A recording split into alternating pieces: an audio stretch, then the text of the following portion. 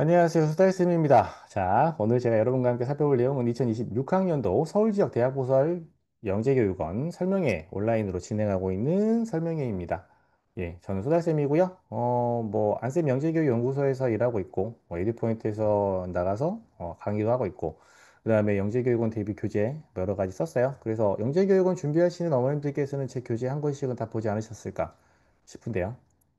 네, 영재교육원 준비 오랫동안 진행했으니까요. 제가 알고 있는 정보들, 그다음에 학부모님들 궁금하신 내용들 제가 잘 정리를 해보도록 하겠습니다. 오늘 진행될 설명의 내용은 이런 식인데요.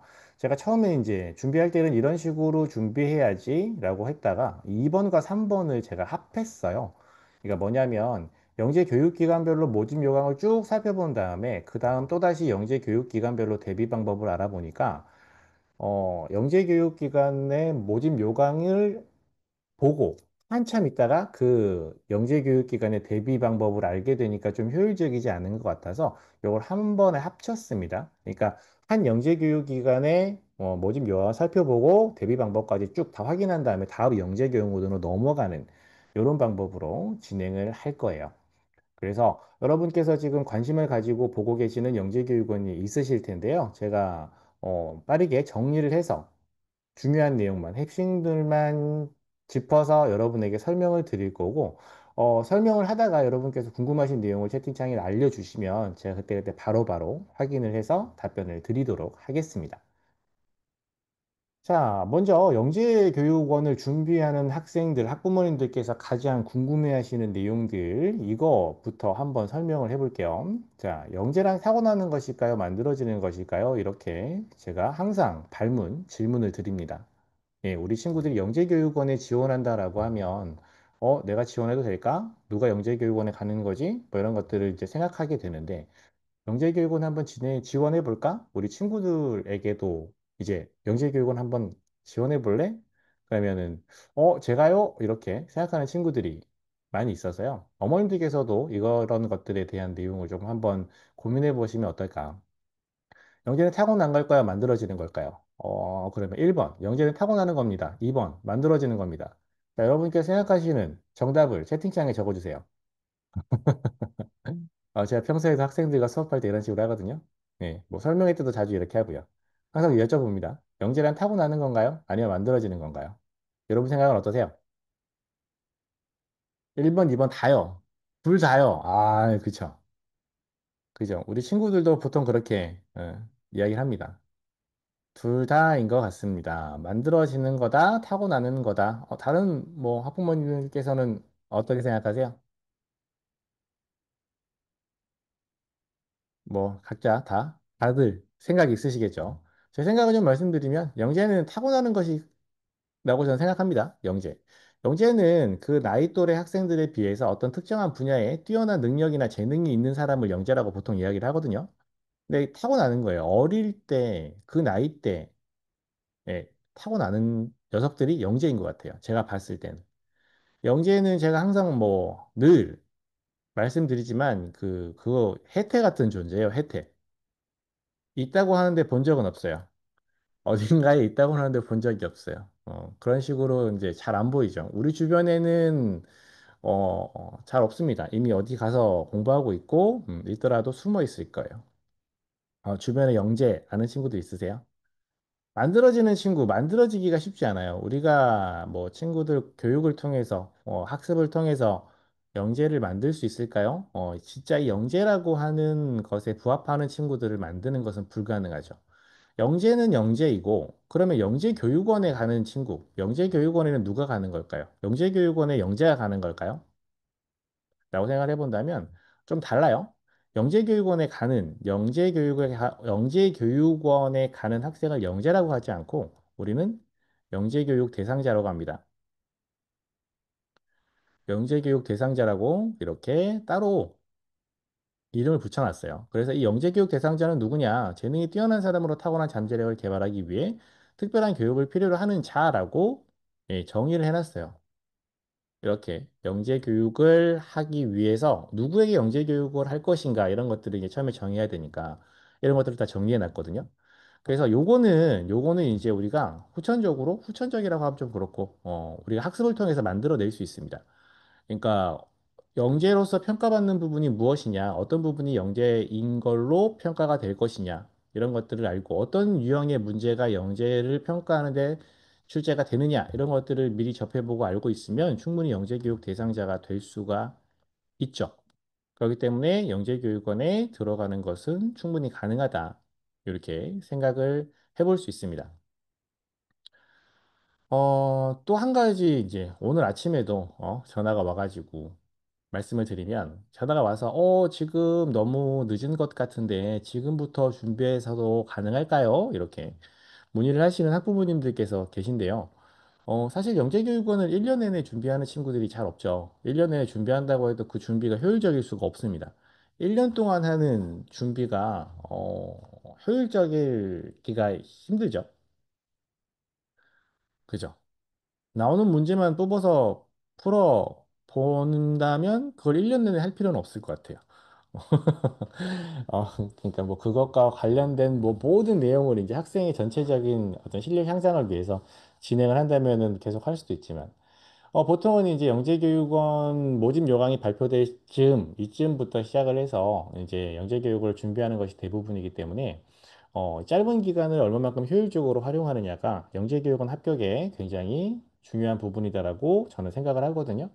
그래서 지금 너무 늦은 거 아닌가요? 아니요. 충분히 준비해서 좋은 결과가 있을 수도 있을 거라고 생각합니다. 그러니까 우리 친구가 영재가 아닌 것 같다라고 실망하실 필요도 없고 충분히 영재교육 대상자가 될 가능성이 있고 지금 너무 늦은 게 아닌가? 충분한 시간이 있는 상황이다. 뭐 어떻게 하면 되느냐? 남은 시간을 효율적으로 활용하면 된다. 어떻게 하면 효율적으로 활용할 수 있느냐? 그 방법을 지금부터 설명을 드릴게요. 자, 서울 지역에서 지원 가능한 영재교육은 알아보기 이렇게 제가 어제 저녁에 표로 싹 한번 정리를 해봤습니다. 그래서 이제 영재교육기관이 10개 영재교육기관이 있는데 여기 나와 있는 3개의 영재교육기관은 좀 특별한 영재교육기관이라서 잠깐 제외를 해두고요. 이따가 설명을 드리고요. 뭐 잘 아시겠지만 서울대학교 과학영재교육원 점선이네요. 실선으로 바꾸겠습니다. 서울대학교 과학영재교육원, 연세대학교 과학영재교육원, 서울교대, 성균관대, 가천대, 동국대, 대진대 이렇게 대학부설 영재교육원들이 쭉 있습니다. 이 영재교육원들을 지원하기 위해서 영재교육 이수 이력이 필요한 곳은 가천대 영재교육원 한 군데고요. 나머지도 이제 영재교육원을 이수한 친구들은 명재교육원을 이수한 전형이라든지 추천서를 받는다든지 이런 식으로 이제 반영을 해주는 곳이 있기도 해요. 그리고 그런 경력이 없는 친구들도 지원이 가능하기도 하고요. 그래서 기본적으로 영재교육원 이수 이력이 없는 친구들도 지원할 수 있는 곳은 다 X로 표시를 했거든요. 음. 가천대 영재교육원은 영재교육원 이수 이력이 있어야만 지원이 가능하다. 선발 분야 보시면 이제 수리과학, 과학융합 이렇게 서울대 같은 경우도 모집 분야가 올해 좀 변경됐죠. 연대 같은 경우도 수학, 과학, 그다음에 서울교대도 좀 변경이 됐어요. 수리정보랑 융합과학으로 바뀌었고, 그다음에 성대는 학년별로 학생들 선발하죠. 그래서 이런 것들도 보셔야 돼요. 그러니까 어떤 걸 봐야 되냐면 서울교대 같은 경우는 4학년, 5학년 학생을 함께 선발하죠. 그죠? 그리고 수학, 과학으로 나눠서 선발한단 말이에요. 근데 성균관대 같은 경우는 뭐 수학, 과학 이런 게 아니고 그냥 뭐 4학년 과정, 5학년 과정, 6학년 과정 이런 식으로 선발을 하죠.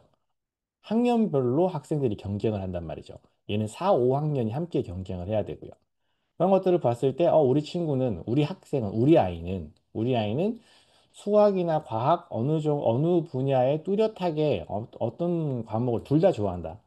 뚜렷하게 한 과목을 뭐 굉장히 좋아하거나 굉장히 거부하거나 이런 것이 없고 모두 좋아한다.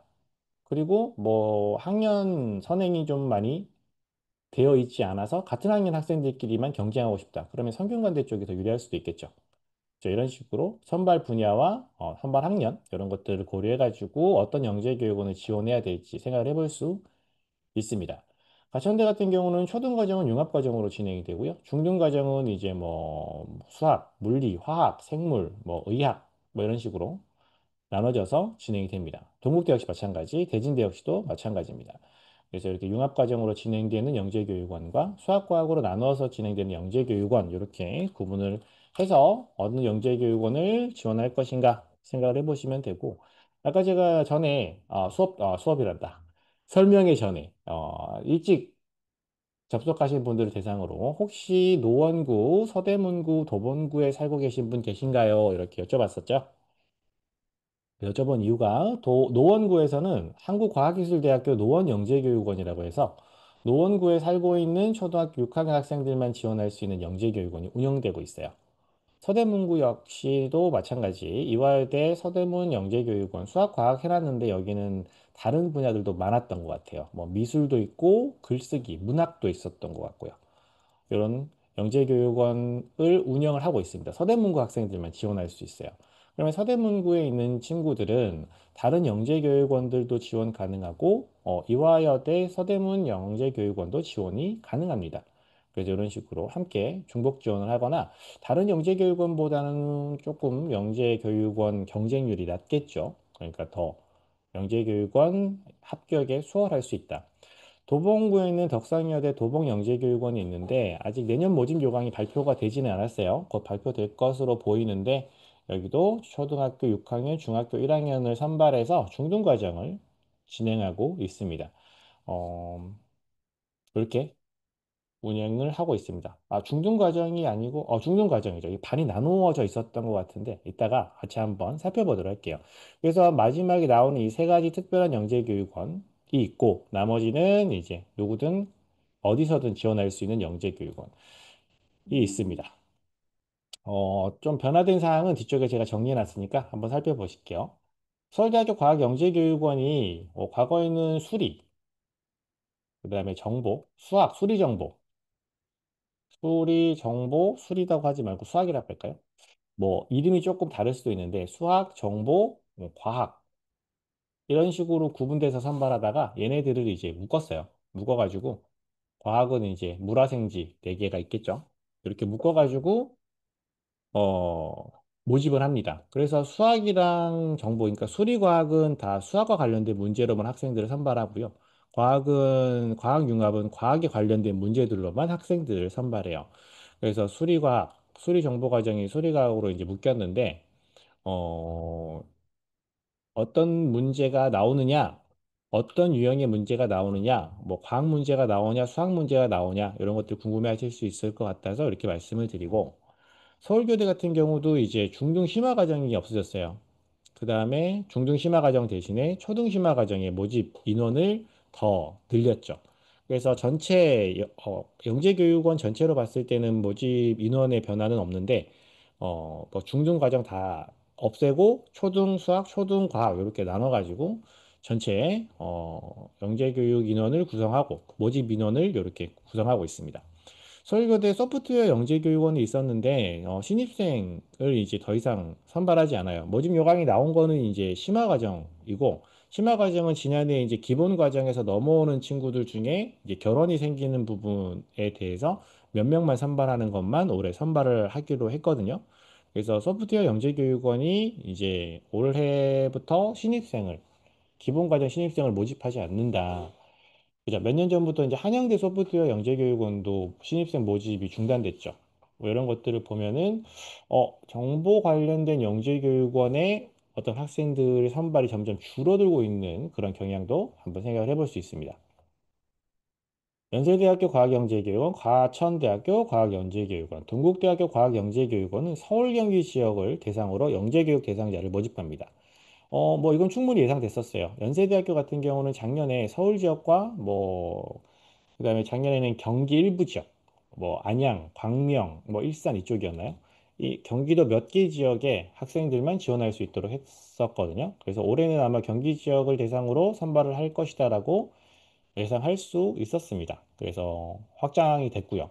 요거는 뭔가 조금 이제 뭐 여러 가지 사건이 있는 것 같은데 일단은 연대는 학생들 지원을 늘림으로써 전형료를 늘리는 쪽으로 일단은 확정을 한 것 같아요. 가천대 같은 경우는 뭐 과거부터 서울 경기 지역으로 서울 경기 지역 학생들이 지원할 수 있었고 동국대학교 같은 경우는 과거에는 경기 지역 학생만 모집을 했었는데 지난해부터 서울 경기 인천 이렇게 지원 할 수 있다가 모집 대상을 서울, 경기, 인천으로 확대했다가 올해는 다시 경기도와 서울 지역, 서울, 경기 지역만 지원할 수 있도록 이렇게 바꿨어요. 그래서 지금은 여러분께서는 서울 지역에 있는 학생들, 학부모님들이시니까요. 고려해 볼 만한 거는 가천대는 과거랑 큰 차이가 없고, 연대 같은 경우는 예전에 서울 지역만 지원할 수 있는 영재 교육기관이었다면 경기 지역 학생들도 추가로 지원할 수 있게 됨으로써 경쟁률이 조금 높아질 가능성이 있어요. 한데 학생들의 객관적인 실력만 놓고 봤을 때 경기 지역 학생들이 지원했을 때 큰 영향을 줄 것인가? 그건 아닌 것 같아요. 그리고 경기 지역 학생들이 그다지 많이 지원할 것 같지도 않은 그런 생각이 들고요. 뭐 많이 지원할 수도 있지만 뭐 잘 지원하지 않을 것이다. 하더라도 어떤 객관적인 실력의 차이 때문에 서울 지역 학생들이 그렇게 뭐 뭐라고 할까요? 경쟁률이 더 심화되지는 않을 것 같다. 뭐 이런 제 개인적인 생각이고요. 동국대학교 과학영재교육원은 과거에 서울 지역 학생들이 지원할 수 없다가 작년부터 이제 지원이 가능해졌죠. 그래서 그리고 여기는 지원에 관한 어떤 뭐 조건도 없어요. 영재교육원 이수 이력도 없고 저학년부터 선발하기 때문에 여기는 충분히 한번 도전해볼 가치가 있다고 생각합니다. 대신 이제 학교의 위치가 저기 일산 쪽이기 때문에 거리를 고려해서 지원하시는 게 좋을 것 같습니다. 아까 강서 쪽에 계시는 어머님 계셨던 것 같은데 강서면은 일산이랑 그래도 조금 가까운 편 아닌가요? 한번 고려해 보시는 게 어떨까? 그래서 여기 앞에 나와 있는 지원 가능한 영재교육원 살펴보시고요. 그다음에 지원 가능한 학년들도 제가 쭉 표시를 해놨어요. 그래서 우리 친구가 몇 학년이다 라고 하면 지금 동그라미 쳐 있는 학년 보시고 어떤 영재교육원 지원할 수 있는지 확인하시면 되고요. 그다음에 이런 변화된 내용들 살펴보면서 그중에서 어떤 영재교육원이 가장 합격 확률이 높겠다 이렇게 판단하시면 좋을 것 같습니다. 자, 그럼 각 영재교육원별로 모집 요강 간단하게 살펴보고 어떻게 대비할 수 있는지 이런 것도 살펴볼 건데요. 먼저 서울대학교 과학영재교육원이에요. 서울대학교 과학영재교육원은 수리과학과 융합과학으로 학생들을 선발하고요. 수학과 수리정보 이렇게 그다음에 물화생지 이렇게 나눠서 모집을 합니다.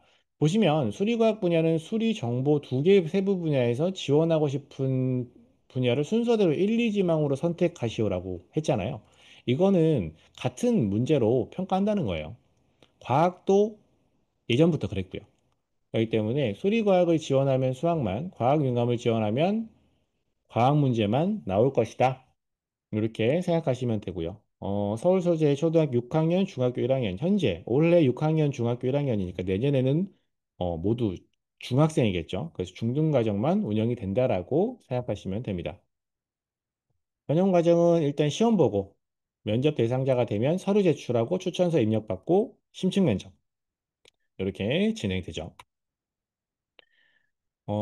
제출 서류는 일단 지원서 작성할 때는 제출 서류가 없어요. 그리고 이제 시험 봐서 이제 면접 대상자가 되면 그때 서류를 제출하는 건데, 그때 필요한 서류들 이렇게 확인하시면 되고요. 자기소개서 여기 있고요. 그 다음에 자기소개서에 탐구활동 산출물 세부 이렇게 되어 있어서 자기소개서랑 산출물이랑 이렇게 필요하다.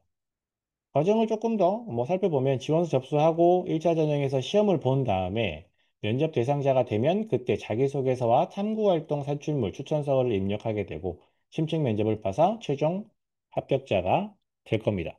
그러면 이 준비해야 되는 과정들을 순서대로 살펴보면 창의적 문제결력 검사를 준비해야 될 거고요. 그다음에 면접 대상자가 되면 자기소개서, 탐구활동 산출물이 필요할 거고요. 당연히 심층 면접 준비가 필요하겠죠. 창의적 문제결력 검사는 어떤 문제가 나왔습니까? 수리과학은 수학 문제만 나오고, 과학융합은 물화생지로 문제가 나오는데요. 요 예전에 나왔던 문제, 이런 유형의 문제가 나온다. 요거는 과학융합 문제였습니다. 이런 문제가 나올 거고요. 그러면 창의적 문제결력 검사, 자기소개서 심층 면접 좋습니다. 다시 한번 제가 확인했고요. 이런 문제가 나옵니다. 그럼 이런 문제를 해결하기 위해서 대비 방법은 다음에 나오네요. 자기소개서. 자기소개서는 어떤 문항이 나옵니까? 여기 보시면은 서울대학교 과학영재교육원 자기소개서 양식이에요.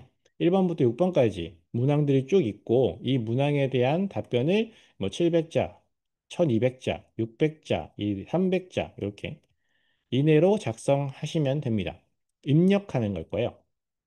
이렇게 글자 수가 나와 있는 거는 보통 이제 입력하는 겁니다. 그다음에 요걸 입력한 다음에 여기 이제 아까 여기 보시면은 탐구활동 산출물 여기 있었잖아요. 세부를 제출하세요. 그죠? 세부 이내로 제출하세요. 여기 보면은 요 3번 문항에 본인이 했던 탐구활동, 창의적이었다고 생각하는 탐구활동을 서술하고 이것에 대한 증빙 서류를 3페이지까지 추가로 첨부할 수 있습니다. 어, 여기 보시면 증빙 서류가 있는 경우 자기소개서 맨 뒷장에 덧붙여 주십시오라고 했어요. 어, 없으면 안 내도 되나요? 이렇게 생각할 수 있는데 내라는 거예요, 이건. 그쵸? 내야 되는 겁니다. 그래서 이런 내용들을 같이 준비하셔야 되고, 그다음에 뭐 나머지는 일반적인 자기소개서 문항이니까요. 이렇게 확인하시면 되고요. 창의적 문제 해결을 검사를 위해서 어떤 교재를 활용하시면 됩니까? 수리과학을 지원하는 학생들은 요 두 가지 교재를 제가 지금 갖고 오긴 했는데, 먼저 우선 수학 문제가 기본이니까 요 교재를 추천드리고요. 과학융합도 과학 50제로 준비를 하시면 됩니다. 친구들 중학교 과정 교재를 보는 게 좋을 거예요. 문제 수준이 좀 높기 때문에 이렇게 보시면 될 거고요. 그 다음에 여기 자기소개서를 제출해야 되는데, 여기 자기소개서가 왜 중요한지, 자기소개서에 대한 내용을 제가 먼저 조금 하고 넘어가도록 할게요. 이거는 서울대학교 영재교육원뿐만 아니라 뒤쪽에 나오는 모든 대학부설 영재교육원 자기소개서에 관한 내용이에요. 그러니까 자기소개서가 왜 중요한지, 어떻게 써야 되는지, 이런 것들을 제가 먼저 한번 쭉 설명하고, 뒤쪽에도 똑같으니까. 자기소개서가 필요한 영재교육원을 지금 생각하고 계신다면 지금 이 내용을 잘 들어주시면 좋겠습니다. 자기소개서를 작성해서 제출하게 되는데 이게 왜 중요한가 생각을 해보면 첫 번째는 학생의 영재성을 평가하는 아주 중요한 서류가 되는 거죠. 자기소개서를 통해서 이 학생이 영재성이 있는지 평소에 탐구하는 어떤 경험이 있었는지 성향이 있는지 이런 것들을 확인하려고 해요. 그렇기 때문에 1차 서류 심사에서 아니면은 뭐 1차가 아니고 2차라도 서류 심사 과정에서는 핵심적으로 평가가 되는 내용입니다. 서류 심사에서 자기소개서를 굉장히 핵심적으로 보죠. 1차에서 제출했을 경우에는 사실 1차 평가에 반영이 안 되는 경우도 있어요. 그냥 뒀다가 시험 보고 자기소개서 평가해서 이제 면접 보고 이제 이렇게 하는 경우도 있는데 그런 경우는 좀 특별한 경우고 보통은 이제 1차 서류 평가에 제출하게 되면 바로 평가가 진행이 되죠. 더 중요한 건 뭐냐면 1차 서류 평가에서만 이가 평가가 되는 게 아니고 이 심층 면접에 활용이 돼요. 심층 면접에서 학생들의 면접을 볼 때 그 자기소개서 제출한 내용을 보고 그것에서 궁금한 내용들을 학생들에게 면접 문항으로 질문을 하게 됩니다. 그러면은 그 자기소개서에 있는 내용이 면접 문항이 될 수도 있고 면접 문항과 관련된 내용을 자기소개서에서 이제 뽑아낼 그러니까 제 면접 문항을 자기소개서에서 이제 뽑아내는 거죠. 문제를, 질문거리를. 그러다 보니까 심층 면접에도 영향을 준다고 볼 수가 있어서 자기소개서가 중요해요. 그래서 저 같은 경우는 학생들과 영재교육원을 준비할 때 자기소개서를 작성할 때 면접까지 고려해서 자기소개서를 작성합니다. 여러분도 그렇게 작성을 하시면 돼요. 면접까지 고려해서 자기소개서를 작성하는 건 뭐냐면 자기소개서를 읽어봤을 때 아, 이건 정말 물어보고 싶다라고 할 만한 내용을 자기소개서에 묻어 두는 거예요. 그러면 면접관이 그걸 보고 이거 뭐지? 궁금해 할 수 있게 자기소개서를 적어 놓으면 심층 면접에선 그 내용을 학생에게 질문하겠죠. 그럼 면접에서 학생에게 나올 질문 하나를 내가 원하는 대로 만들 수 있게 되니까 심층 면접에서도 유리한 상황에 놓일 가능성이 높습니다. 그래서 이런 것들까지 고려해서 자기소개서를 작성해 주시면 좋고요. 자기소개서 같은 경우는 정답이 없잖아요. 그다음에 학생마다 다 다른 경험이 다르기 때문에 내용도 굉장히 다양할 수 있어요. 그래서 어떻게 쓰느냐, 어떤 내용을 쓰느냐보다는 어떻게 쓰느냐가 더 중요하거든요. 그래서 그런 부분들을 고려해서 작성을 해주시면 되는데요. 그럼 어떻게 쓰는가 그 방법을 조금 알아본다면 자기소개서마다 이제 질문이 있어요. 아까 보시면 아시겠지만 여기 보면은 질문들이 쭉 있죠. 그죠? 뭐 이건 서울대학교 과학영재교육원인데 자기소개서를 제출하라고 하는 다른 영재교육기관도 이런 식으로 자기소개서를 문항으로 구분해 두었어요. 그럼 여기에 맞는 답변을 해야겠죠. 지원 동기를 물어봤는데 가면 열심히 하겠습니다. 이렇게 자기소개서를 작성하면 질문과 답변이 잘 맞지 않다라고 볼 수 있겠죠. 그래서 이런 것들을 고려해서 잘 작성해야 된다. 각 각 질문당 분량이 정해져 있는데 작성하다 보면은 분량이 넘어가는 경우는 이제 입력이 안 되니까 어쩔 수 없이 이제 수정을 해서 줄이게 될 텐데 분량이 적은 경우, 부족한 경우에는 이 정도면 되겠지 하고 분량을 적게 입력하시는 경우가 있는데 가능하면 분량을 최대한 맞출 수 있도록 그것도 영재교육원에 열심히 영재교육원을 열심히 준비하는 학생의 자세로 볼 수도 있기 때문에 분량은 최대한 잘 맞춰주시도록 하시고요. 평가자는 학생에 대해서 아는 것이 전혀 없어요. 학부모님들께서는 우리 아이니까 우리 아이들의 장점 뭐 이런 것들 다 아시잖아요. 한마디만 적어도 다 안단 말이에요. 우리 친구가 뭐 평소에 책을 많이 읽습니다. 이렇게 쓴다면 벌써 머릿속에 매일매일 소파에 앉아서 책을 보는 우리 아이의 모습, 책을 보고 그걸 따라서 뭔가 해보는 모습, 뭐 이런 모습들이 벌써 떠오를 거예요. 근데 영재교육원에서 학생들을 평가하는 평가자는 학생에 대해서 전혀 모르는 사람이기 때문에 우리 친구가 뭐 독서를 좋아합니다. 책을 많이 읽습니다. 라고 이렇게 적으면 그게 사실인지 아닌지 알 수가 없죠. 그렇기 때문에 그게 사실이라는 것을 자세한 설명으로 덧붙여 줘야 됩니다. 그렇기 때문에 다양한 내용을 적을 것인가, 한 가지 내용을 구체적으로 적을 것인가. 자, 여기서 볼까요? 뭐 1번, 2번. 여러분들이 생각했을 때 자기소개서를 작성할 때 1번이 효과적일까요? 2번이 효과적일까요?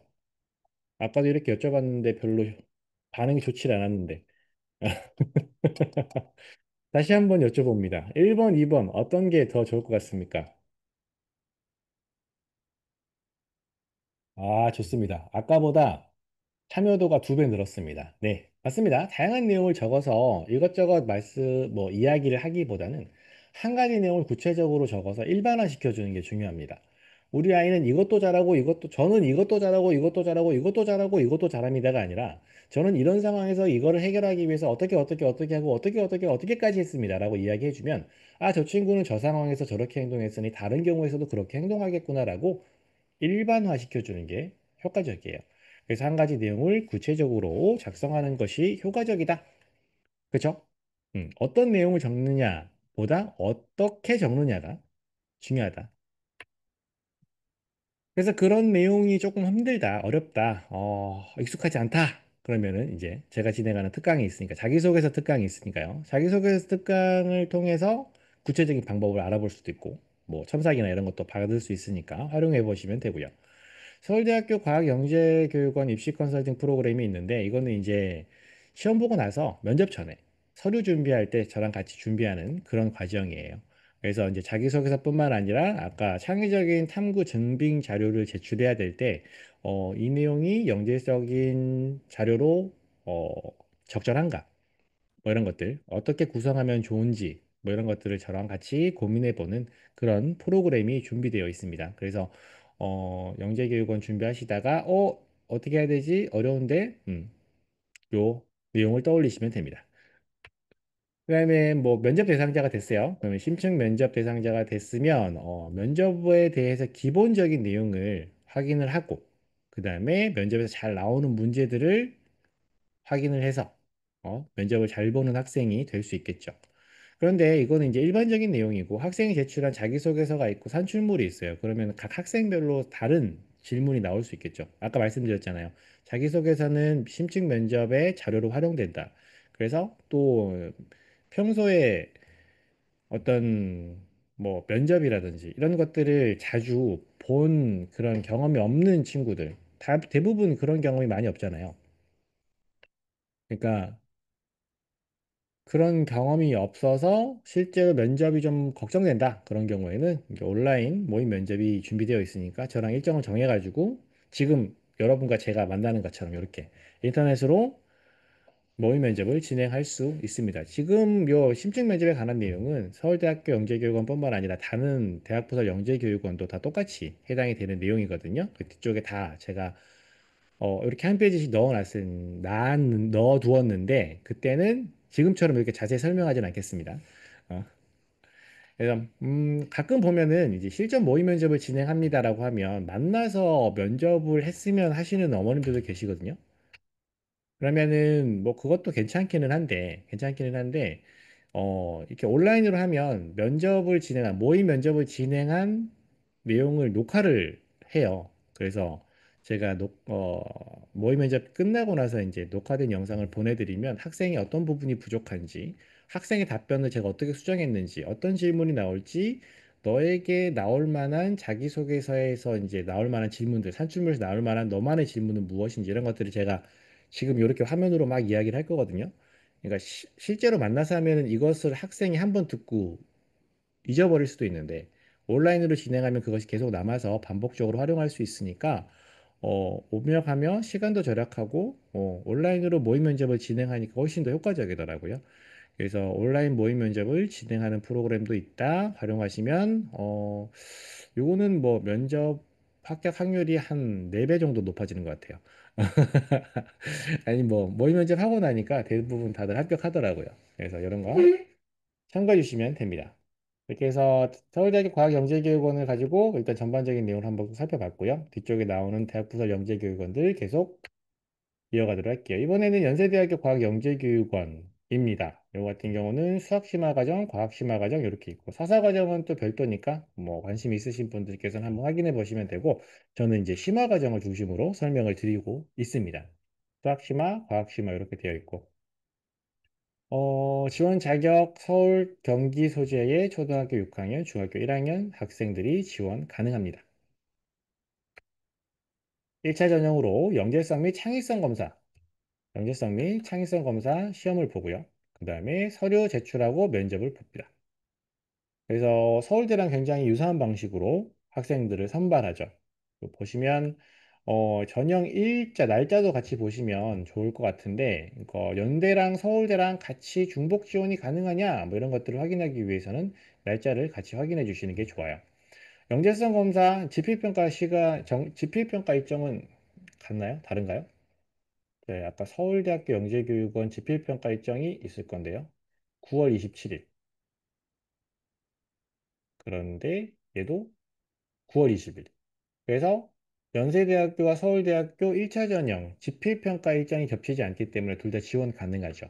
하지만 면접은 일정이 겹칠 겁니다. 그래서 둘 다 합격했다면 두 군데 중 한 곳을 선택해서 면접을 봐야 된다라고 하는 거 확인하실 수 있고요.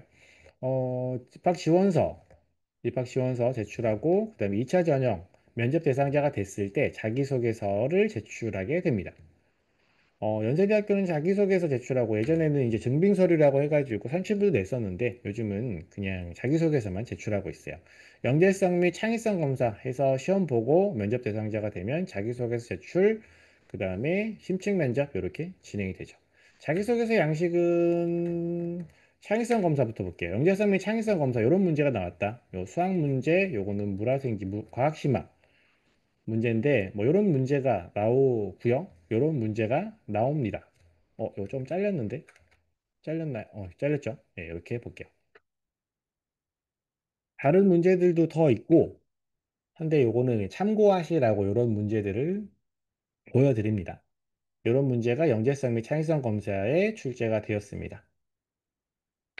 자기소개서 양식은 이런 내용들이 자기소개서에 등장해요.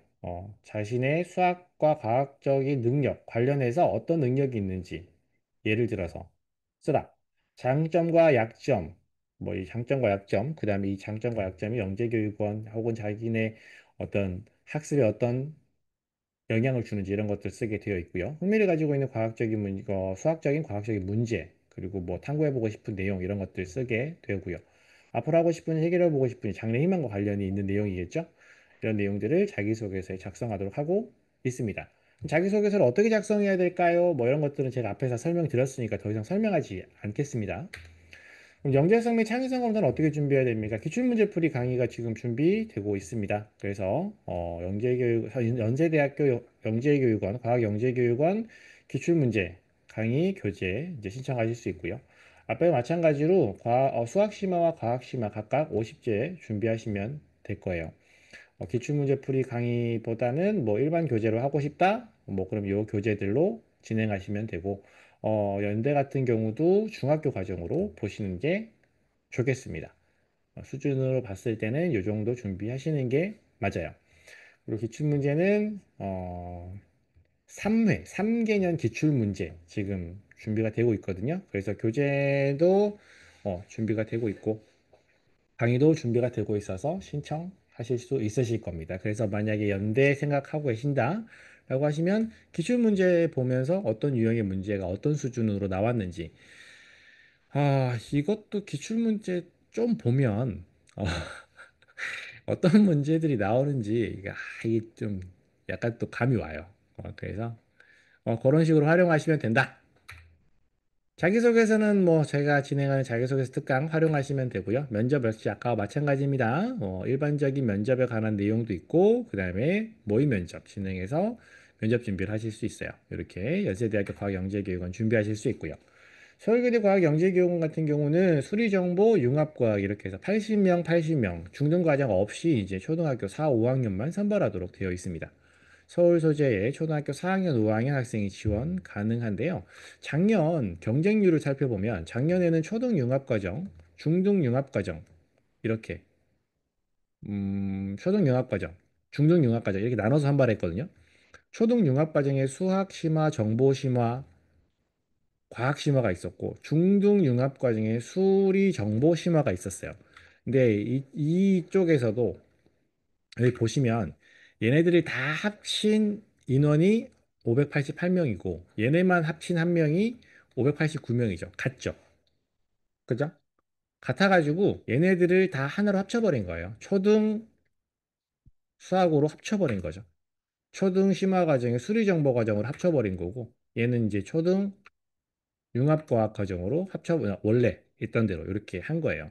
나머지 지원 분야들이 너무 경쟁률이 얘랑 비교했을 때 낮다 보니까 그죠?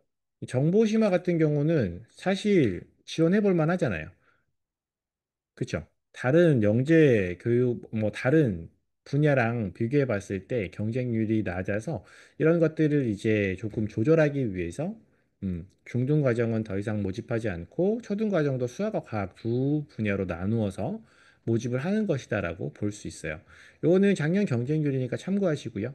올해도 뭐 이 정도 되지 않을까 생각을 해보시면 어떨까요? 글쎄, 이 정도 되지 않을까 생각을 해보시더라도 수학, 과학 합쳐졌으니까 수학이 요 정도였는데 뭐 인원수가 더 늘었으니까요. 근데 과학도 인원수가 좀 더 늘었겠군요. 80명, 80명이니까. 뭐 비슷할 것 같긴 하네요. 네. 그래도 작년보다는 경쟁률이 조금 내려가지 않을까. 이렇게 예상해 봅니다. 1차 전형은 창의적 문제개력 검사, 2차 전형은 심층 면접으로 진행이 돼요. 그래서 서울교대 영재교육원 같은 경우는 지원서를 작성할 때 자기소개서를 같이 입력하도록 되어 있어요. 그래서 자기소개서 입력하고 그다음에 창의적 문제개력 검사 시험 보고 그다음에 심층 면접 보고 이런 식으로 진행이 됩니다. 그래서 지원서 접수할 때 자기소개서 입력, 추천서 입력하게 되고 창의적 문제개력 검사 시험 보게 되고 그다음에 면접 보게 됩니다. 면접에서 이제 대면 면접, 말로만 하는 면접이 진행되는 게 아니라 질문지 작성해서 문제도 간단하게 풀게 되거든요. 요것도 확인해 주시고요. 자기소개서 제출하고 그다음에 창의적 문제개력 검사 준비하고 심층 면접 대비 이렇게 순서대로 준비하시는 방법 제가 정리해 봤어요. 자기소개서는 어떤 양식이 나오나 어떤 문제가 나오나 보면 지원 동기, 읽은 책, 문제 해결 경험, 하고 싶은 질문과 이유, 미래의 자신의 모습 이렇게 다섯 문항이 작년에 나왔습니다. 각 문항별로 300자니까 분량은 많지 않아요. 간단하게 작성해야 되니까 오히려 더 간단하게 작성해야 되니까 어떤 내용을 작성해야 되는지 어려우실 수도 있거든요. 어, 그럼에도 불구하고 여러 가지 내용을 적기보다는 한 가지 내용을 자세하게 구체적으로 작성하는 것이 중요하다. 앞에서 제가 말씀드렸어요. 이렇게 되고. 그다음에 창의적 문제 해결 검사 작년에 나왔던 수학 문제 같은 경우는 이런 문제. 과학 문제 같은 경우는 이런 문제예요. 이거 더 밑에 있는데 일부러 더 안 넣어놨어요. 제가 해마다 창의적 문제라고 하면서 기출문제풀이 강의를 진행하거든요. 그러면은 제 강의를 누군가 사서 본인이 한 강의처럼 제 본인이 만든 문제처럼 자꾸 누가 막 수업하고 막 유튜브에 올리고 막 그러더라고요. 그래가지고 일단은 뭐 이 정도만. 이런 문제들이 나왔다. 실제로 어떤 문제들이 있는지는 네, 뭐 강의에서 강의에서 확인하실 수 있다. 네, 이게 막 돌더라고요. 이게 편의점 요거 그대로 그냥 떼다가 자기 자 그렇게 쓰더라고요. 제 교재를 그대로 쓰더라고요. 그래서 뭐 저한테 저작권이 있는 것은 맞는 것 같기도 하고 아닌 것 같기도 하고 근데 뭐 이렇게만 이제 알려드리도록 할게요. 그런 문제들이 나온다. 어떤 유형의 문제다. 뭐 아니면 뭐 수준은 어느 정도일 것이다. 이렇게 일단 좀 참고만 해주세요.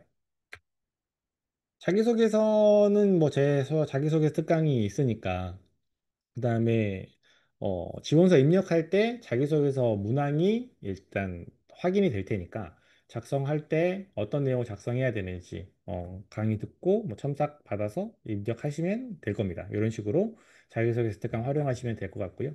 창의적 문제결력 검사 기출문제 풀이 강의가 지금 진행이 되고 있어요. 그래서 뭐 이미 그죠? 이미 수강하고 계신 어머님 계시죠? 그죠? 벌써 2회나 수강하셨다고, 2회나 다 공부하셨다고, 아까 잠시 이야기를 나눴습니다. 신청하시면 이렇게 생긴 교재를 받아보실 수 있어요. 과학심화는 과학심화, 수학심화는 수학심화, 과학심화는 과학심화, 이렇게. 수학심화, 과학심화가 아니었던 것 같은데요. 그죠? 융합과학이었던 것 같은데. 제가 요거는 잘못 넣은 것 같은데, 일단 수학과 과학의, 어, 다른 문항을 받아보실 수 있다라고 하는 것을 표현하고 싶었습니다. 이렇게 확인하시고요. 심층 면접은 아까랑 마찬가지입니다. 이렇게 진행이 되고요. 그 다음에 심층 면접 보면 아까 지필 문제 있었죠. 그래서 모의 면접 진행하게 되면은 작년에 나왔던 지필 문제도 제가 함께 친구들과 풀어보고 해결하는 시간을 갖고 있거든요. 그래서 뭐 둘 다 신청하셔도 되고 모의 면접을 신청하셔도 되고 심층 면접 대상자가 된다면 그때 함께 준비하실 수 있다라고 하는 거 알려드립니다.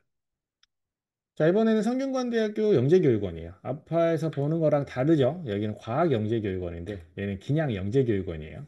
예전에는 인문사회 영재교육원이었어요. 근데 지금은 뭐, 그죠? 그냥 영재교육원이라고 이야기를 하고 있습니다. 뭐, 이게 좀, 여기에도 이제 이야기가 있는 것 같은데, 이야기가 있는 건 아니고, 뭐, 그죠? 좀 뭔가가 있어요.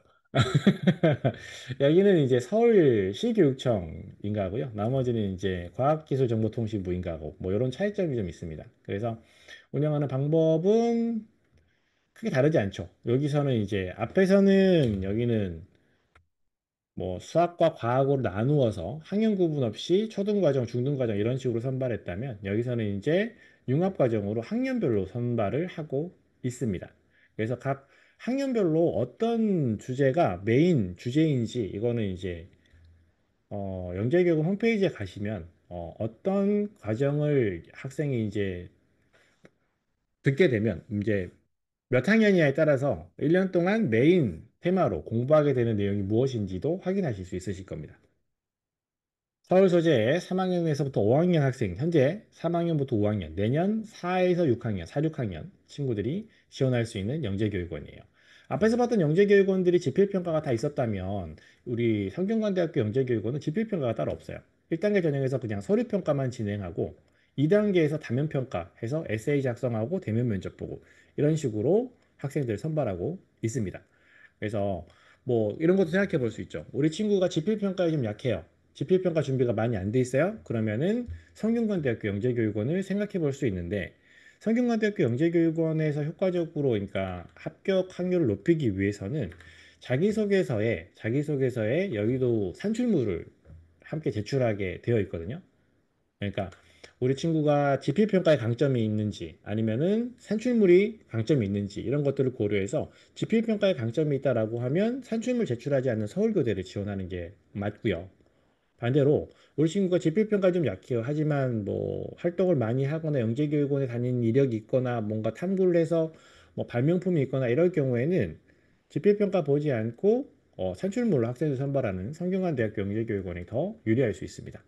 그래서 이런 학생들의 어떤 성향이나 특징, 장점을 고려해서 영재교육원을 선택하시는 것이 중요하다. 물론 두 곳 다 중복 지원하는 것도 가능합니다. 아까도 말씀드렸죠. 두 군데를 지원하면 합격 확률이 두 배. 맞죠? 1차 단계, 1단계 전형에서는 아까 여기 보시면 1단계 전형 서류 평가 진행될 건데 자기소개서를 제출하도록 하고 있어요. 교사 추천서 입력하게 되어 있는데 자기소개서가 어떤 형식이냐면 이런 식이에요.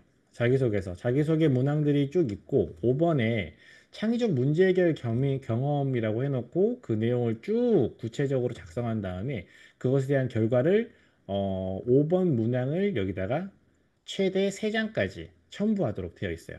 그러니까 산출물을 정리해서 3장으로 제출하시오. 이렇게 되어 있는 겁니다. 그래서 1차 평가에 지필 평가는 없지만 자기소개서와 산출물을 통해서 평가를 받게 될 거다라는 것을 확인할 수 있고요. 이런 과정을 통해서 면접 대상자가 된다면 면접 과정 2단계에서는 다면 평가라고 이분들이 얘기를 하는데 에세이 이거에서 글쓰기가 있는데 막 글쓰기라고 해서 막 몇 장짜리 글을 쓰는 게 아니라 간단하게 서술형으로 뭐 문제를 푼다라고 생각하시면 돼요. 에세이, 뭐 아이디어를 내거나 뭐 분석하거나 이런 형태의 문제가 나오거든요. 이런 거 나오고 그 다음에 수행 관찰 평가 이런 게 팀으로 미래 문제를 창의적이고 슬기롭게 해결 수행 이렇게 되어 있는데 요거는 이제 어, 토론 형태로 이렇게 진행되는 그런 거예요. 뭐 막 문제를 슬기롭게 해결하고 막 이렇게 시간을 많이 주지는 않고 어떤 문제에 대해서 너네 어떻게 생각하니 막 이렇게 토론처럼 이렇게 간단하게 진행되는 형태로 2단계 평가가 보통 진행이 됩니다. 이렇게 진행이 돼요. 전체적인 과정을 한번 살펴보면 지원서 접수할 때 자기소개서를 입력하게 되는데 거기에 산출물을 함께 입력하도록 되어 있다. 그렇게 해서 평가를 받고 면접 대상자가 되면 질문지 작성, 다면 평가, 심층 면접을 통해서 최종 합격자가 결정이 된다라고 하는 거 여러분이 준비하셔야 될 것 두 가지 순서대로 이렇게 준비하시면 됩니다. 자기소개서 질문은 방금 제가 먼저 보여드렸어요. 그 다음에 여기에 뭐 산출물도 필요하다라고 하는 거 말씀드렸고, 그러면 다면평가에서는 어떤 것들이 나오냐? 에세이 작성, 작년에는 환경오염에 관한 내용이 나왔습니다. 환경오염에 대한 내용이 에세이로 나왔고, 심층면접은 아까 말씀드렸던 토론, 그 다음에 자기소개서 기반으로 해서 학생들에게 개별적인 질문을 하는 내용이 심층면접에 나왔다. 다면평가에 이런 내용들이 나온다라고 하는 거 정리해 드립니다. 자, 그럼 여기서 이제 궁금하실 수 있어요. 어떤 거냐? 여기 보시면 이제 뭐 창의적 문제 해결 경험이라든지 산출물을 여기서 보면 이제 산출물을 제출해서 1차 평가를 받고 면접 대상자가 된다. 이렇게 말씀드렸잖아요. 그럼 이 산출물을 어떻게 해야 되느냐? 요 산출물. 보통 이 산출물이라든지 아니면 뭐 영재성 입증 자료라고 하든지 뭐 학교별로 조금 이야기하는 게 달라요. 가천대 같은 경우는 개인 산출물 요약서, 그럼 동국대 같은 경우는 연구활동 보고서, 그 다음에 뭐 성균관대 같은 경우는 창의적 문제 해결 경험, 그리고 아까 앞에서 이제 서울대 같은 경우도 자기소개서 일부에 들어 있었죠. 그죠? 본인이 했던 창의적인 경험을 적어보시오. 이런 것들. 이런 것들은 이제 왜 제출하게 되는 것이냐, 무엇 때문에 제출하는 거냐, 이런 것들에 대한 내용을 뭐 한번 살펴보도록 할게요. 그러니까 무엇을 하기 위한 자료인가? 당연히 학생들의 영재성을 확인하기 위한 자료죠. 그죠? 학생들의 영재성을 확인하기 위한 자료인데, 영재성이라고 하는 게 무엇냐? 어려운 내용을 탐구하고, 어려운 내용을 공부하고, 이렇게 해야 영재성이냐? 라고 하기보다는, 이것도 내용보다는 학생이 스스로 과학적인 탐구를 할 수 있느냐? 과학적인 탐구를 할 수 있느냐? 그런 경험이 있느냐? 이런 것들을 물어보는 내용이에요. 과학적인 탐구라고 하면 누가 시켜서 그냥 그 순서대로 따라서 실험해 보는 게 아니라 내가 스스로 뭔가 궁금해서 그거의 원인을 찾아보기 위해서 어떤 실험을 한다든지 어떤 문제의 해결 방법을 확인하기 위해서 어떤 뭐 아이디어를 내서 문제를 해결하려고 노력한다든지 아니면 결과에 영향을 주는 요인이 무엇인지 알아보기 위해서 여러 가지 요인을 다르게 하고 실험을 진행해서 그 결과를 비교 관찰한다든지 이런 식의 과학적인 탐구를 해본 경험이 있느냐, 그런 탐구를 할 수 있느냐, 이런 것들을 확인하기 위해서 이런 산출물, 영재성 입증자료, 연구활동 보고서, 개인 산출물 요약서, 창의적 문제 해결 경험, 이런 것들을 제출하도록 하고 있습니다. 그래서 어려운 거 해야 되나요? 아까도 말씀드렸죠. 자기소개서도 마찬가지죠. 어떤 내용을 쓰는 것보다 어떻게 쓰는지가 더 중요하다고 말씀드렸는데 이것도 마찬가지예요. 어떤 주제를 탐구하는가 보다 그 주제를 탐구하는 과정이 훨씬 더 중요하게 평가가 됩니다. 어떤 것이 가능합니까? 뭐 학생들이 영재교육원에서 진행한 자유탐구 발표를 위해서 산출물 한 거죠. 영재교육원에서 진행한 탐구. 영재교육원에서 진행한 탐구 같은 거 산출물 될 수 있어요.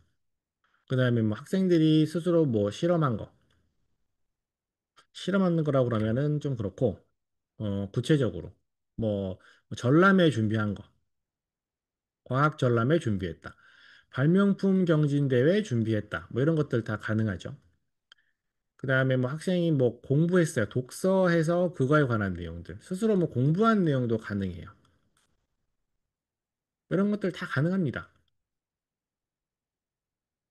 근데 뭐 그런 거 있죠. 뭐 학원에서 한 실험, 뭐 키트 사서 한 실험 이런 것들은 좀 그래요. 그거를 본인이 한 것처럼 그 다음에 과학적인 탐구인 것처럼 발전을 시켜야지 그냥 그 내용만으로는 안 돼요. 뭐 어디 가서 체험했다. 뭐 학생이 뭘 좋아해가지고 생명공학을 좋아해가지고 뭐 어디 연구소 가서 체험했어요. 그거는 창의적 문제기를 경험이 아니죠. 그건 그냥 체험이잖아요. 학생이 스스로 한 것도 아니고 과학적인 탐구 방법이나 그 경험을 증명하는 내용도 아니에요. 그래서 그런 것들은 조금 적절하지 않다. 그래서 어떤 내용이 적절한가? 뭐 이런 것들. 어떤 내용이 적절합니까? 뭐 비슷한 내용이네요. 같은 내용이라고 볼 수 있겠네요. 이런 것들이 적절하고요. 아, 이거는 그것 때문에 제가 넣었던 것 같아요. 왜냐하면 요즘도 지금 그 준비하고 있거든요. 친구들이랑 같이 준비하고 있는데 주제를 정해보자라고 했더니 어떤 친구가 이런 주제를 정해 왔어요. 한번 어떤 주제를 정해 왔냐면 빛보다 빠른 것은 무엇일까? 빛보다 빠른 것은 무엇일까? 이런 주제를 탐구 주제로 가지고 왔더라고요. 저는 이 주제로 영재성 입증자로 산출물을 만들 거예요. 아, 이거는 기본적으로 그 보고서의 형태입니다. 보고서의 형태예요. 탐구 보고서의 형태예요. 실험, 탐구 보고서의 형태라서 이런 주제를 정해야 되는데 빛보다 빠른 것은 무엇일까? 뭐 이런 거. 음식의 색이 맛에 미치는 영향은 무엇일까? 또 마지막이 뭐였지? 접는 방법에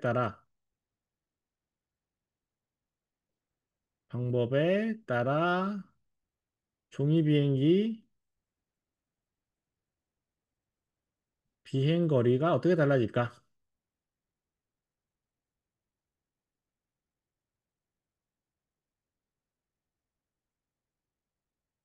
이렇게 있어요. 이거는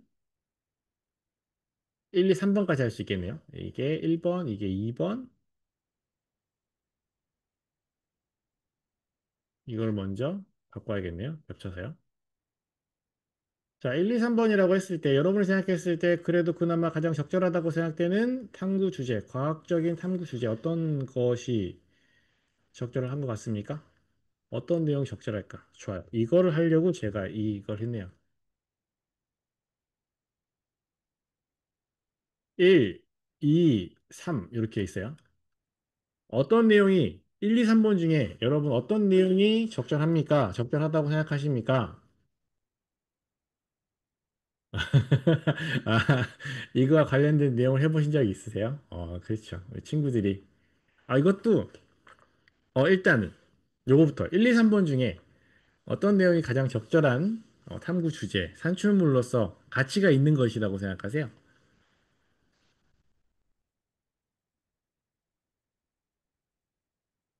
1, 2, 3번 중에요. 3번? 3번이 아닐까요? 종이 비행기인데요.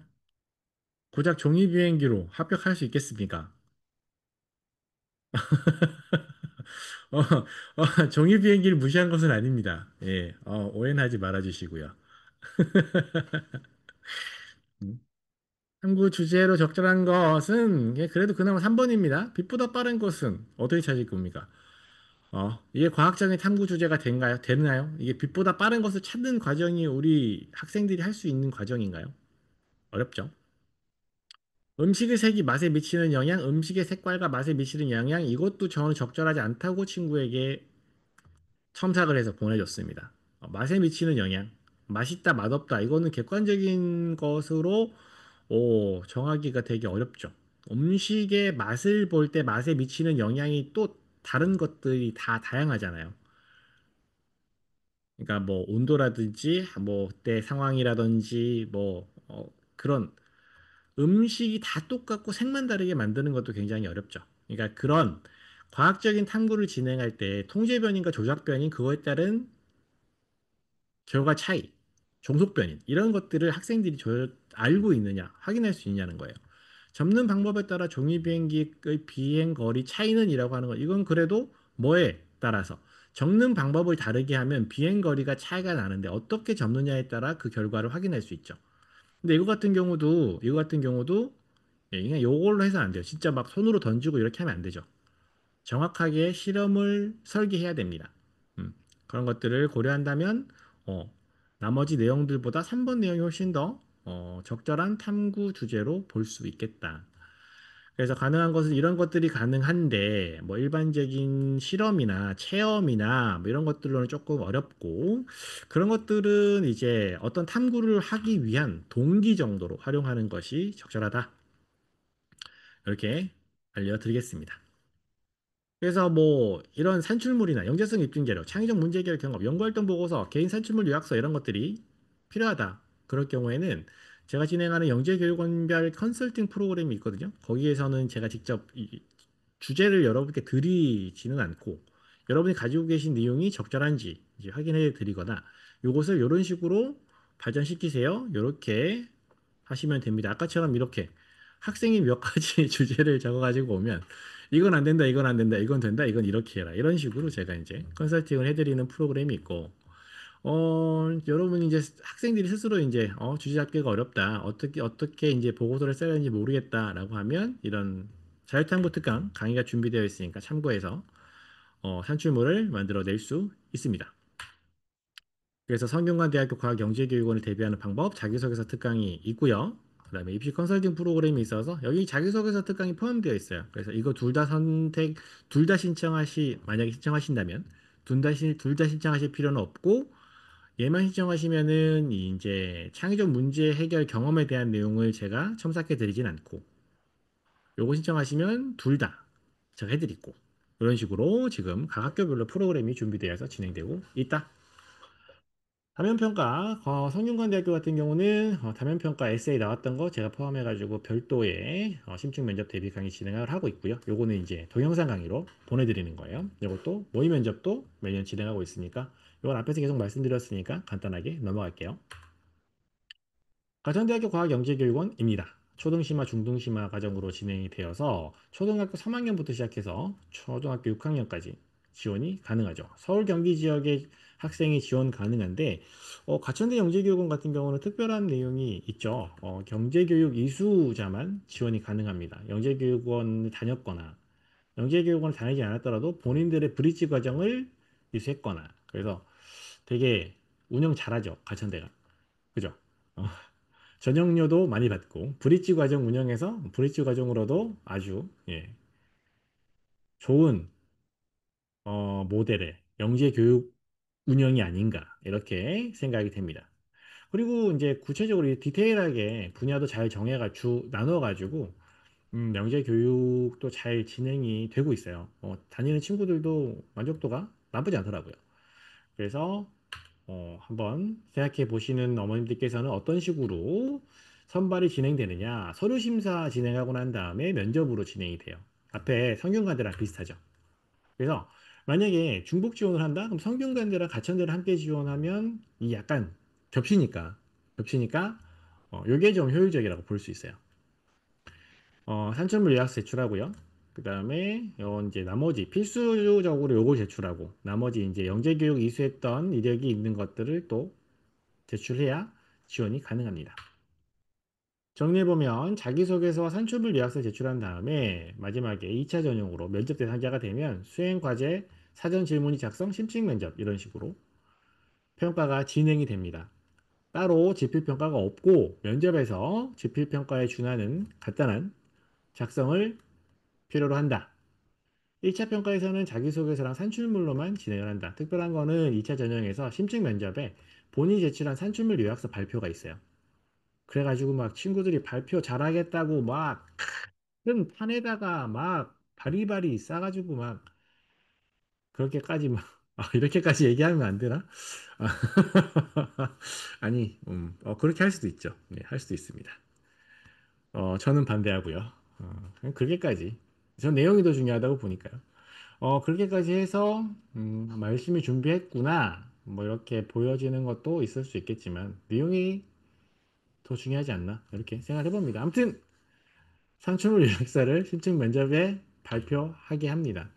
산출물 요약서의 양식은 특별히 없어요. 이런 식으로 그냥 하얀 종이에 이런 것들을 쓰라고 되어 있어요. 뭐, 그래서 이제 이것도 역시 산출물 요약서는 역시 보고서의 형태로 작성하는 것이 가장 일반적이고 적절합니다. 자기소개서는 두 문항 나왔는데요. 자기소개서가 따로 모집 요강이 나와 있지 않아요. 자, 가천대 영재교육원에서 자기소개서에 대한 내용은 어디도 없는데 지원서 입력할 때 이렇게 자기소개서가 뿅 등장합니다. 그래서 요거 준비하셨다가 아니면 뭐 엑소에서 지원서 입력할 때 자기소개서 작성해서 입력하실 수 있도록 하시고요. 이런 것들 입력해서 제출하고 나면 이제 평가가 진행돼서 면접 대상자가 됩니다. 면접에 가면 사전 질문지 30분 동안 작성하는데 어떤 상황을 주고 원리 혹은 어떤 상황의 어떤 결과를 예상해보는 문제 이런 것들이 나오고요. 작년에는 생활 속에 불편했던 점과 해결 방안, 본인의 다양한 아이디어, 생각, 평소에 어떤 생각을 하고 있는지 이런 것들을 써보는 그런 질문이 작년에 나왔었어요. 사전 질문지에 관한 내용이 이런 내용이 나왔고요. 심층 면접 10분 진행됐었는데 거기서 이제 개인 산출물 요약서 발표가 있고 그다음에 개별 심층 면접 질문이 있었습니다. 개인 산출물 요약서랑 자기소개서는 뭐 이렇게 컨설팅 프로그램이 있고 개인 산출물 요약서 주제가 좀 정하기 어렵다. 앞에서 말씀드렸던 것처럼 자유탐구 특강 수강하시면 도움을 받으실 수 있고요. 면접 같은 경우도 이제 가천대 같은 경우는 이거는 이제 공통 수업인데 올해는 아마 가천대 전용 기출문제 면접 특강이 아마 준비되지 싶어요. 제가 작년부터 준비를 하고 있었는데 작년에 시간이 안 돼갖고 조금 어려웠고 올해는 가천대학교 심층 면접 기출문제 풀이 강의가 아마 준비될 것 같은데 그거는 이제 면접 다가오면 오픈이 될 거고요. 그 다음에 온라인 모의 면접 진행하는데 가천대는 특별한 점이 이거라고 했죠. 그 개인 산출물 요약서 발표가 있어가지고 요거 진행할 때 학생들에게 발표 시키고 각 발표한 내용에 대해서 면접관들이 어떤 질문을 할 수 있을지 예상 질문들 제가 미리 해주고 답변 확인해주는 이런 방법으로 모의 면접을 진행하고 있으니까요. 참고해 주시면 되겠습니다. 동국대학교 과학영재교육원은 이렇게 선발해요. 초등학교 4학년부터 중학교 1학년까지. 서울 경기 소재의 초등학교 학생이거든요. 초등학교, 중학교 학생이거든요. 작년부터 서울 지역 학생들을 선발했기 때문에 서울에 계신 선생님들이나 학원에서는 동국대학교 영재교육원 선발에 대해서 잘 모를 수도 있어요. 그래서 그런 것들 잘 확인해서 도움을 받으시는 것도 중요하고요. 네, 동국대학교가 일산에 있죠. 일산에 있어서 거리 고려해가지고 왔다 갔다 하기가 좀 어려우실 수 있으니까 서울 지역에서 다른 대학 부설 영재교육원보다 새로운 영재교육원에 한번 도전해보고 싶다. 아니면은 아까 얘기한 것처럼 우리 친구는 뭐 지필평가와 지필평가도 잘하고 산출물도 좋다. 이렇게 돼야 이제 동국대학교 지원할 수 있거든요. 둘 다 잘한다. 그럴 경우에 동국대학교 지원하면 됩니다. 어, 1차 전형으로 서류 제출하는데 여기에 연구활동 보고서라고 하는 산출물을 제출하도록 하고요. 그 다음에 창의적 문제 해결 역사, 지필평가도 보게 됩니다. 그래서 둘 다 준비해야 돼요. 그리고 나면 심층 면접 진행하게 되죠. 여기 보면은 뭐 세부 이렇게 되어 있는데 요거는 다른 걸 세부가 내는 게 아니라 다른 거 세부씩 내는 게 아니라 똑같은 거를 복사해서 세 장 내는 거예요. 그러니까 세 팀이 평가한다는 거죠. 세 명이 평가하거나 세 팀이 평가한다. 이건 겁니다. 이렇게 확인할 수 있습니다. 연구활동 보고서는 5장 이내에 연구활동 보고서, 이것도 보고서 형태인데요. 이따 양식 보여드릴게요. 지원서 접수하게 되면 연구활동 보고서를 제출하게 되고 창의적 문제 해결력 검사, 지필평가를 보게 됩니다. 9월 27일 날 보게 되죠. 그래서 아까 겹치는 학교가 있었어요. 서울대랑 연대 중에 하나 겹쳤을 텐데 확인하시고요. 그 다음에 질문 2차 전형 면접 대상자가 되면 면접을 가서 질문지 작성하고 심층 면접을 보게 됩니다. 질문지 작성하게 되는데 면접에서 나오는 문제가 있어요. 그래서 문제 풀고 심층 면접을 진행해요. 창의적 문제 해결력 검사도 지필평가인데 문제 수가 많지는 않습니다. 이렇게 연구활동 보고서 준비하시고 지필평가 준비하시고 심층 면접 준비하시고 이런 식으로 동국대학교 영재교육원 준비하시면 되는데요.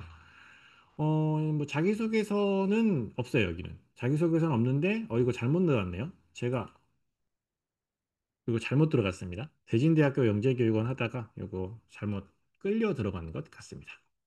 삭제. 자, 연구활동 보고서. 여기 보시면 첫 번째 연구활동 보고서 있죠? 연구활동 보고서는 어떤 형식입니까? 이렇게 주제, 제목 적게 되어 있고요. 그럼 양식이 없어요. 그냥 하얀 종이에 이런 내용을 넣어서 작성하세요. 그죠? 말 그대로 보고서 양식이죠. 보고서 양식으로 5페이지 이내라고 했으니까 5페이지 맞춰서 만들어야 됩니다. 그죠? 연구활동 보고서. 이렇게 됩니다. 창의적 문제 해결 검사 지필평가 보는데요. 초등, 중등 모두 세 문항씩 출제가 됐어요. 1번 문항은 초등 문항, 2번 문항은 중등 문항인데 이런 문제들이 나왔습니다. 문제 푸는 시간도 길지 않아요. 짧고 이렇게 시험 잠깐 보고 서류 제출해서 면접 대상자를 선발합니다. 이것도 뭐 문항 기출문제 풀이 강의가 준비되어 있거든요. 기출문제 풀이 강의가 준비되어 있는데 이것도 기출문제 보면은 어떤 유형의 문제가 나오겠구나. 문제 유형이 약간 좀 반복되는 그런 경향이 있어요. 그래서 그런 것들 참고해서 준비하시면 되고 연구활동 보고서는 앞에서 말씀드린 것처럼 영재성 입증자료 산출물이라고 보시면 되고 그대로 보고서의 형태로 작성을 하면 됩니다. 컨설팅 프로그램 있으니까 같이 저랑 준비해 볼 수 있고 주제가 찾기 어렵다면 자유탐구 특강 활용하시면 되고요. 창의적 문제 해결력 검사는 초등, 중등 과정 나누어 가지고 제가 문제풀이 강의 진행을 하고 있어요. 그래서 초등 과정, 중등 과정 되어 있는데 이것도 최근 6개년, 최근 5개년 기출이었나요? 요건 한번 제가 지금 정확하게 기억은 안 나는데 전체 강의 수가 한 5강, 6강 됐던 걸로 기억해요. 근데 매년 나왔던 문제 수가 많지 않아서 그렇게 강의가 길지 않습니다. 참고하시고요. 기출 문제 확인하고 싶다라고 하시면 요 프로그램을 활용하시면 되지 않나. 심층 면접은 동국대학교 과학영재교육원 심층 면접 기출문제만 모아놓은 내용이 따로 있어요. 그래서 요거 진행하시면 되고요. 온라인 실전 모의 면접 이것도 역시 마찬가지로 연구활동 보고서 바탕으로 학생에게 나올 수 있는 개별적인 질문들, 그 다음에 일반적인 면접 질문들 확인해보는 그런 시간입니다. 앞에서 계속 말씀드렸으니까 이렇게 준비 가능하다. 다음은 대진대학교 영재교육원인데 요거는 포천에 있죠. 대진대학교. 대진대학교 영재교육원에 지원 가능하다는 사실 혹시 알고 계셨어요? 요 같은 경우는 이제 포천이니까 어디죠? 어느 쪽이 좀 가깝죠? 하남 뭐 이쪽이 가깝나요? 하남보다 더 북쪽인 것 같은데, 그쵸? 예. 그쪽이긴 한데 그래도 운영이 잘 되고 있습니다. 서울 경기 서초의 초등학교 4학년부터 중학교 1학년 학생까지 지원이 가능합니다. 그래서 이렇게 선발 보시면 되고 대진대학교는 특별하게 자기소개서 제출하고 나면 바로 면접 봅니다. 그러니까 뭐 1단계, 2단계 전형이 없고 그냥 한 번 자기소개서 제출하고 면접 봐서 합격자 발표되는 거예요. 그래서 자기소개서는 이런 형태의 자기소개서가 나오고 그다음에 자기소개서는 이제 저랑 준비하시면 되고 면접도 앞에서 본 것처럼 준비하시면 되겠습니다. 이런 식으로 대진대학교 과학영재교육원 준비하시면 되고요. 나머지는 이제 지역별로 아까 말씀드렸던 것처럼 뭐 노원구 지역에 있는 학생들만 지원할 수 있는 과학기술대학교 노원영재교육원 이런 데 있다. 이런 분야로 모집을 한다. 그 다음에 6학년 학생만 지원 가능하다. 이렇게 간단하게만 보고 넘어가겠습니다. 여기는 이제 노원구 지역 학생들만 지원할 수 있다 보니까 경쟁률이 훨씬 더 낮겠죠. 이렇게 자기소개서 제출하고 서류 면접. 그다음에 창의적 학문 적성 평가에서 지필 자기소개서 면접 이런 식으로 선발하게 됩니다. 자기소개서 양식, 그다음에 이제 어떤 교재로 준비하셔라 이렇게 준비해 놨고요. 그다음에 이화여대 서대문 영재교육원 역시 마찬가지입니다. 초등학교 4학년부터 중학교 1학년까지 융합, 인문예술, 수학과학 이렇게 되어 있으니까 지역에 살고 계시는 요 학년의 학생들 지원 가능할 겁니다. 선발하는 과정은 자기소개서, 그 다음에 심층 면접 이렇게 자기소개서 양식은 이런 질문들이 등장했습니다. 자기소개서 특강 활용하시면 되고 면접은 면접 특강 활용하시면 되고요. 덕성여대 도봉 영재교육원은 아직 내년 모집 요강이 발표되지가 않았어요. 그래서 지금 모집 분야 인원이 15명, 12명 이런 식으로 작년에 이런 식으로 뽑았는데 올해는 조금 변동될 가능성도 있지 않나? 뭐 같을 가능성이 더 높기는 할 것 같은데 12명이 조금 애매하죠. 자, 이렇게 뭐 자기소개서, 그다음에 심층 면접으로 학생을 선발하게 된다. 역시 도봉구에 있는 친구들이라면 한번 도전해 볼 만하다. 이렇게 설명을 드립니다. 그래서 오늘 여러분께 서울 지역에서 지원할 수 있는 모든 대학부설 영재교육원 10곳에 대한 내용을 간단하게나마 모두 다 살펴보았습니다. 그래서 아까 중간중간 말씀드렸던 자기소개 작성 방법이라든지 산출물 준비하는 방법이라든지 학생들의 특징에 따라 지원하는 영재교육은 어떻게 선택할 것인가 아니면 어떤 방법으로 중복 지원을 해볼 것인가 이런 내용들 잘 기억해 주실 기억하셔서 참고하셔서 지원에 활용하시면 좋을 것 같고요. 뭐 저한테 직접적인 도움을 받지 않더라도 제가 지금 말씀드렸던 이런 내용들을 가지고 다른 선생님, 다른 학원, 다른 곳에 가셔가지고 어, 상담을 하거나 학생 교육하는데 뭐 수업을 선택하는데 활용하시고 예, 이렇게 하시면 돼요. 뭐 예를 들어서 서울교대 영재교육원 지원하는데요. 그랬는데 뭐 수학 지원하든 과학 지원하든 뭐 수학 과학 다 해야 돼요. 이렇게 이야기하시면은 거기는 아직 잘 모르시는 거거든요. 이런 것들요. 연대 서울대 영재교육원 지원하는데 수학은 수학만 과학은 과학만 나온다고 제가 말씀드렸잖아요. 아니라고 하면은 그것도 잘 모르시는 거예요. 이런 식으로 제가 드린 정보를 가지고 학생들의 학원이나 선생님이나 교재나 이런 것들을 선택할 때 참고하시라 이렇게 말씀을 드립니다. 좋습니다. 일단 녹화는 여기서 마무리하고요. 여러분들의 합격 소식 기다리고 있겠습니다. 감사합니다.